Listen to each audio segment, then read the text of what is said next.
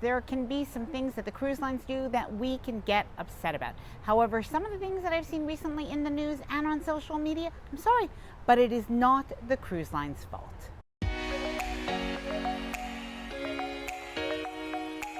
Hi there, I'm Ilana from the website lifewellcruise.com. Welcome back to my channel. Now we're still here in sunny Florida for a few days before our cruise on the Celebrity Beyond. But there are some recent stories in the mainstream news, on cruise news of course, and as well on social media.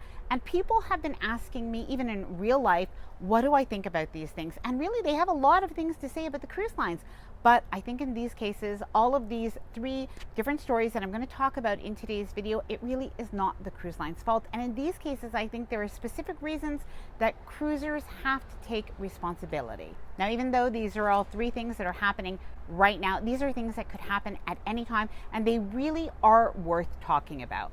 Now, before I get started, I did want to mention that if you like this video, if you find it helpful, informative, or enjoyable in any way, then please do give this video a big thumbs up. I really do appreciate it. And please subscribe to the channel if you haven't done so already.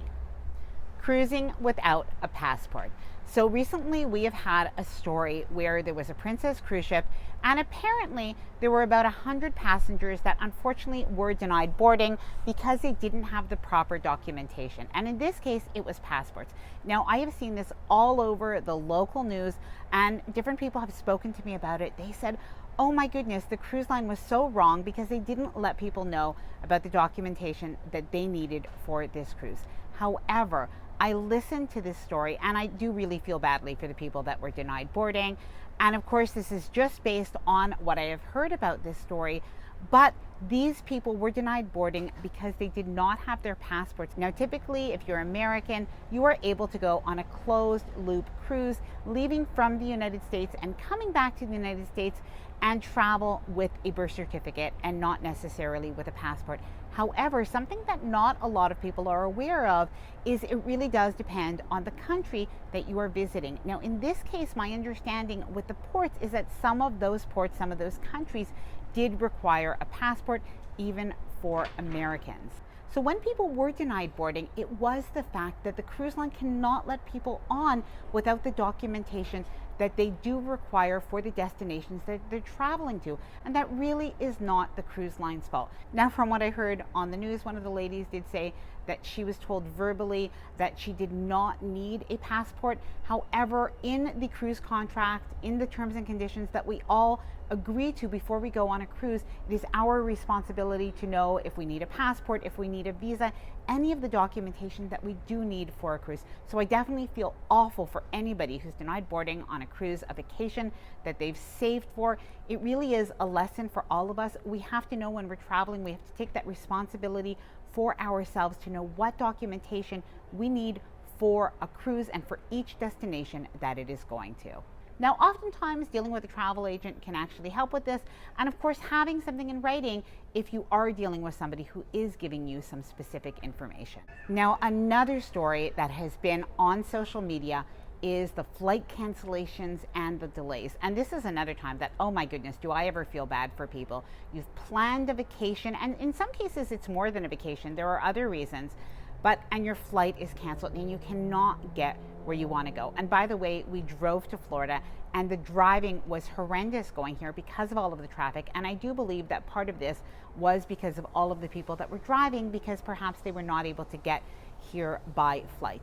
So in any case, what I have seen on social media is some people blaming the cruise line, saying the cruise line should do more with the airlines to get people to the cruise ships on time, or that the cruise line should refund people's money when they couldn't get to the cruise ship. But truthfully, what can the cruise line do? They're not responsible for the airlines and all of the difficulties. And the only thing that they can say is, I hope that you have purchased travel insurance. And that is, I guess, a lesson for us all. I did talk actually in another video about the lessons we have learned from 2022 that we should bring into 2023. And having travel insurance, if I'm not mistaken, was one of those lessons. I am going to leave that video after this one in case you do want to check it out, because it's full of things that we really should know for our future cruises. But definitely, travel has been pretty volatile over the last year for a variety of reasons, and travel insurance is just something that it is all of our responsibilities to protect ourselves and our vacation dollars.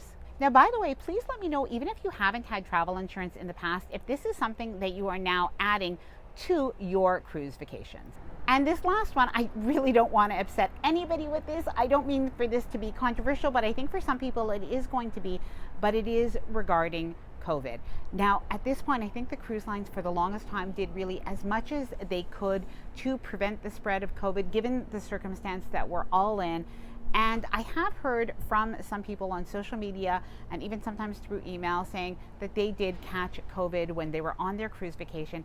And in this case, I think this is another time. I'm not sure how much responsibility we can take. I don't think people are doing anything wrong, but I do think that cruise lines are doing the same as not only in the travel industry, but really in regular life. And I do think, unfortunately, getting COVID or anything else on a cruise ship, I do think that this is just an individual risk that we take when we do travel, when we do even go to restaurants, when we go into places where there are crowds.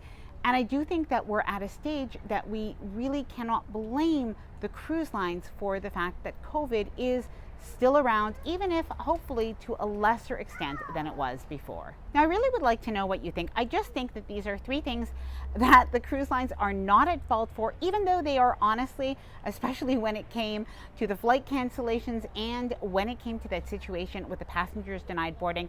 Oh my goodness, did they ever get a lot of bad press? And I just don't think it was not their fault, at least from what I know about the situation.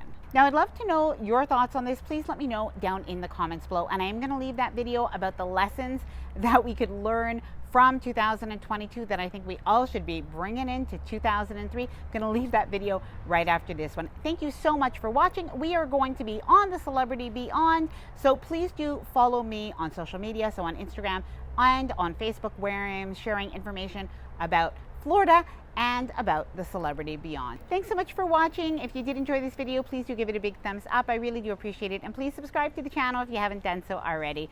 Bye for now, and happy cruising.